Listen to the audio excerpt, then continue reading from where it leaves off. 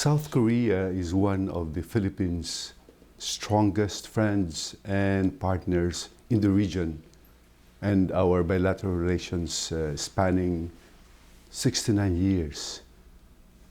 And our relationship encompasses in-depth cooperation in many fields, including politics, trade and investment, security and defense, labor, development, agriculture, people-to-people relations, among others.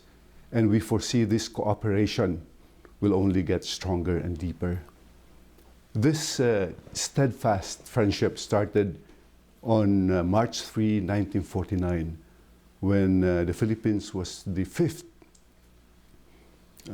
country in the world to recognize the nationhood of the Republic of Korea. And when the Korean War broke out in 1950, the Philippines was the first in Asia to send troops. And we sent about 7,420 soldiers as part of the Philippine Expeditionary Forces to Korea under the aegis of the United Nations Command to help South Korea defend its freedom. And after that, South Korea has never forgotten our principled stand for freedom, and it has always cherished our brotherhood forged in blood. So over the years, the leaders and the officials of the two countries continue to nourish this relationship, and which led to the current state of robust and vibrant bilateral relations. And currently, South Korea is the seventh largest trading partner of the Philippines, with a total trade of about $10.6 billion US. And it is also the fifth largest ODA, or Official Development Assistance Partner, extending to us about $570 million US in loans and grants for the year 2017. And the Philippines is also the or South Korea is also the #1 tourist source of our country, numbering about 1.6 million in 2017.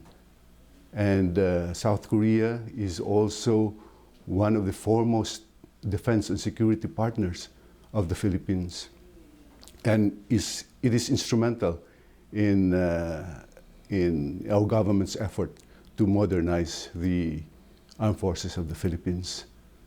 Some of our newest defense equipment, like for example the FA-50 fighter jets, were procured from South Korea.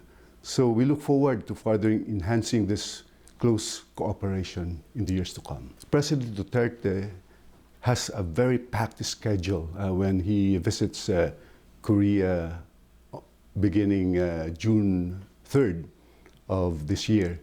And first, he will meet with the Filipino community on the day of his arrival, that is in June 3.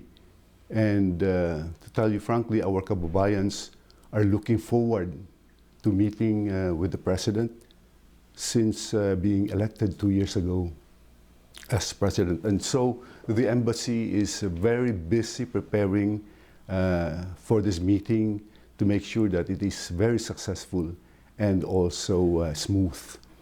The following day, the President will go to the National Cemetery to honor the fallen soldiers, leaders, and heroes of South Korea. And after that, the President will meet with President Moon Jae-in at the Blue House. Then, the two presidents previously met in the Philippines during the ASEAN Summit. and related summits when he invited President Duterte to visit South Korea. And after the meeting, the two leaders will witness the signing of a few agreements between the Philippines and South Korea, also at the Blue House. The meeting between President Duterte and President Moon Jae-in is expected to further enhance and strengthen our bilateral relations and cooperation in all fields. Additionally, the President will also be attending some other events as guest of honor at the Business Forum, which is organized for the Korean business community. And also, he will be there at the launching of the Philippine agricultural products in one of the biggest supermarket chains in Korea, the E-Mart. And after that, he will inspect some defense equipment in one of the Korean bases. So we hope that this visit of the President to South Korea will demonstrate to the Filipinos living and working here in Korea, as well as their families and friends in the Philippines, to highlight the high importance that the President gives to the OFWs by maintaining our continued excellent bilateral relationship between Korea and the Philippines. The President will witness the signing of several bilateral agreements after his meeting with President Moon Jae-in. And these agreements are, I have some notes here. One is the loan agreement on the Cebu International Container Port project. This loan agreement will increase the capacity and efficiency of the new Cebu International Container Port. And of course, this will boost the economic development of Cebu and the surrounding regions by providing jobs to the residents, and also it will inject vigor to the Philippine economy because through it there will be unimpeded flow of goods and services in the Visayas region. Next is the MOU on cooperation in the field of transport between the Philippine Department of Transportation and the Korea's Ministry of Land, Infrastructure and Transport.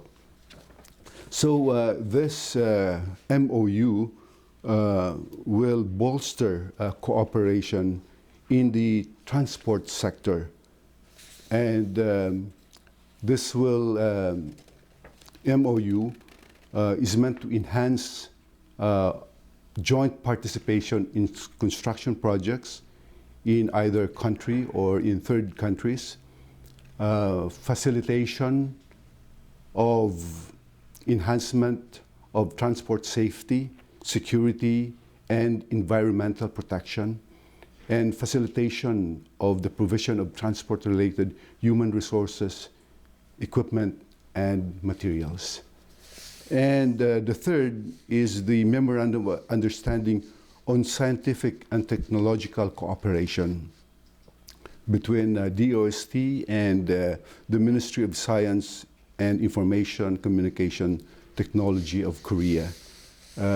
This, of course, will deepen scientific and technological cooperation at the experts level in many areas, including but not limited to advanced material sources. We are talking here of biotechnology, nanotechnology, data analysis, artificial intelligence, space technology, innovation policy, metrology, etc.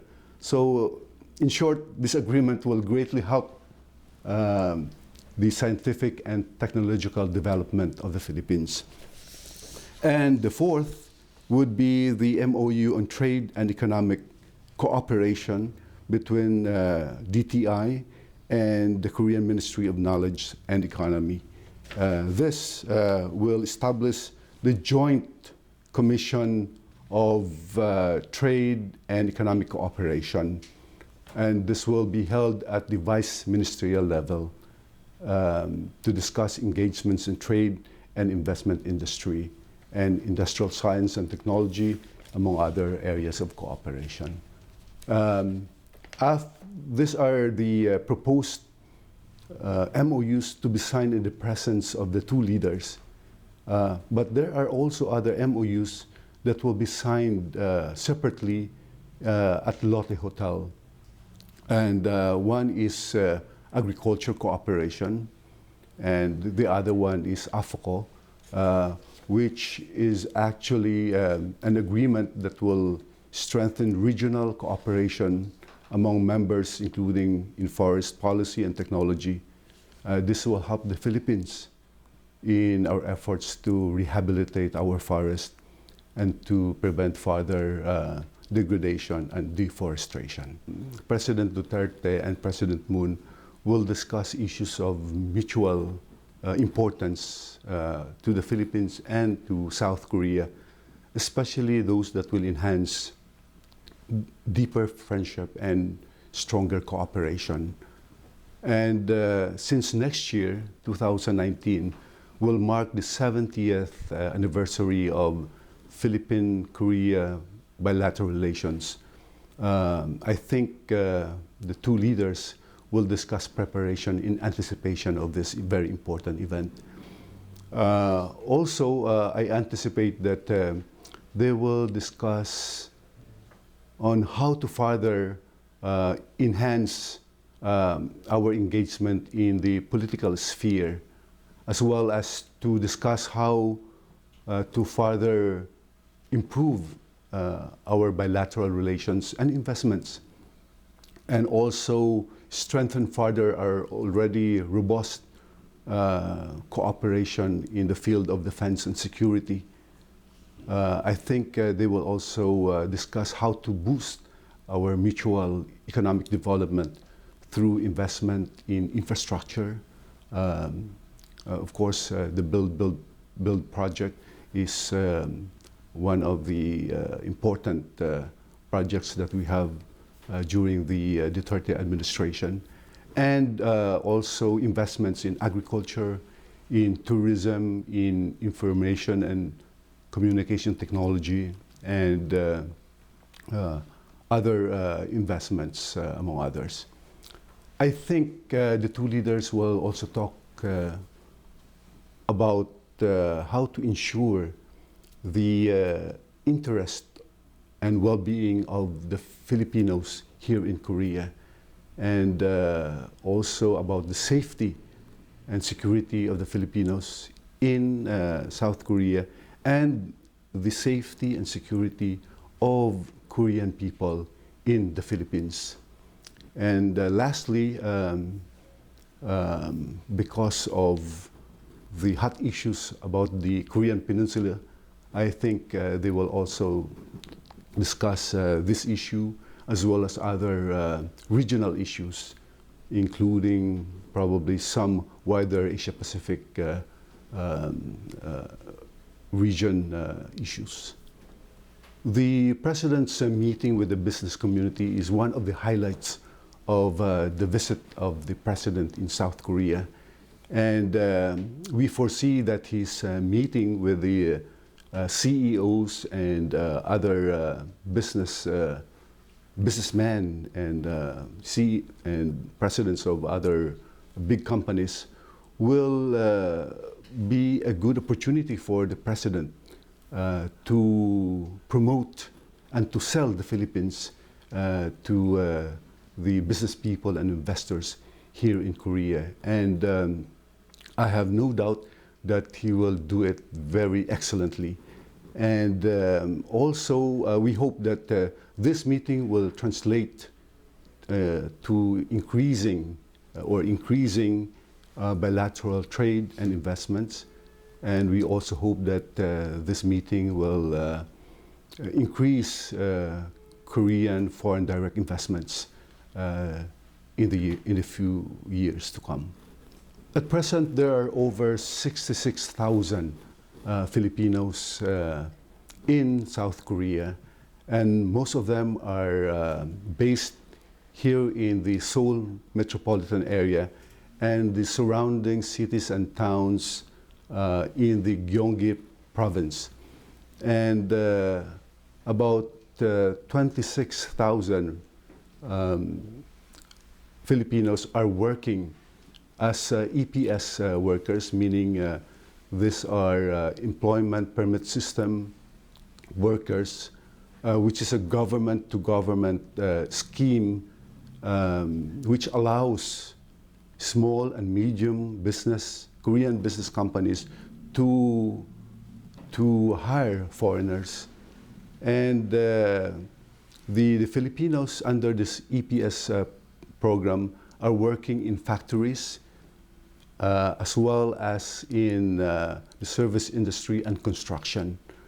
So I think it would be good to let you know that the Filipinos are given equal coverage and protection as locals.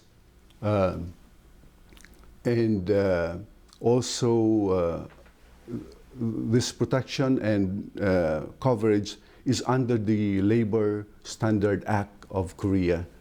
And they also enjoy the same wage and also working hours privileges. They also enjoy the insurance benefits and other support programs. So the other Filipinos working in South Korea are professionals, teachers, some are professors, some are missionaries, students, performers, and household helpers, among others. Well, the news of the President's visit was enthusiastically welcomed by the members of the Filipino community in South Korea. We did not expect that there will be a lot of people who wanted to see the President here in South Korea, and therefore we probably next time need a bigger venue, maybe a stadium or a big Olympic-size stadium when he visits in another time. But they are very excited to finally, personally meet President Duterte on June 3 and during the scheduled event with the Filipino community. You know, the Filipino community here in South Korea is solidly behind the President and in his campaign against corruption, against drugs, and against criminality. In fact, in the last election, the Filipinos in South Korea gave 84% of their votes to the President. First of all, I would like to tell you that the embassy is very cognizant of the needs of the Filipino community in South Korea. And what we do,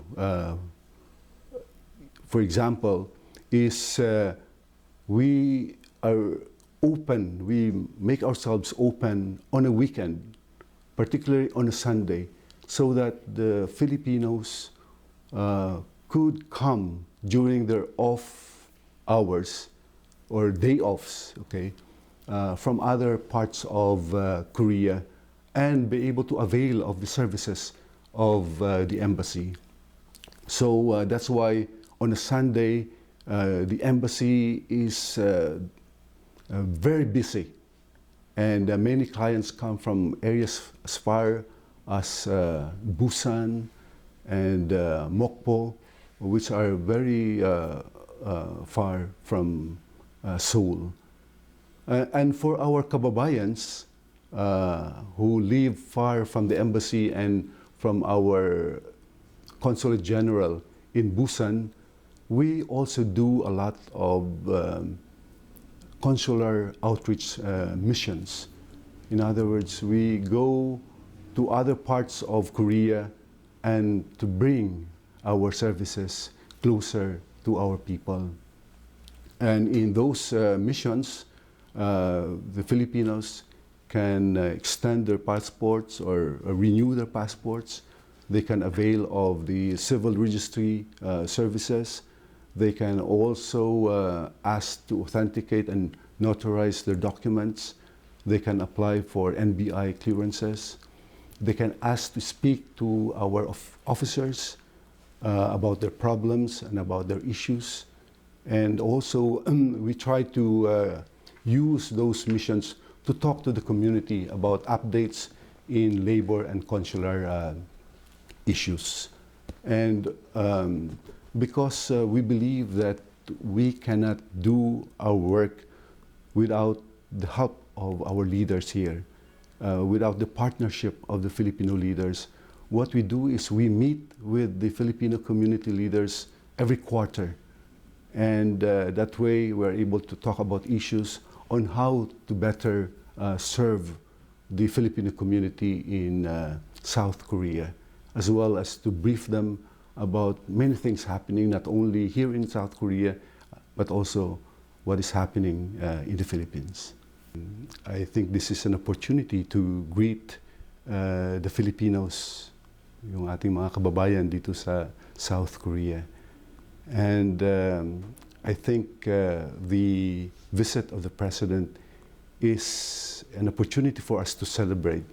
Celebrate because the President has come to visit and to meet with us and to hear the issues that we face and to tell us and inform us how committed he is to the well-being and to the promotion of the welfare of the Filipinos here in South Korea. And so that is one of the great opportunity to have a celebration this time of the year during the visit of our beloved President. Secondly, I asked our kababayans to continue being active in helping their fellow kababayans here in South Korea. The embassy is committed to assisting, helping all the Filipinos here in Korea, but we need the cooperation and the support and the partnership of our leaders and all of us to be able to not only help our kababayans, but to project an excellent image of the Philippines here in South Korea. South Korea, as you know, is the #1 source of tourists in the Philippines. They are one of our best and strongest partners and friends in the region. So let us strengthen that bond so that we will all be able to develop as a country and as a people. And I ask you, as your ambassador here in South Korea, to be acting also, or to act also as ambassadors in your own field. You are here not only for yourself, not only to develop yourself and to support your families back home, but you are here to represent the Philippines and be an ambassador for our country here in South Korea. Thank you very much. Salamat po.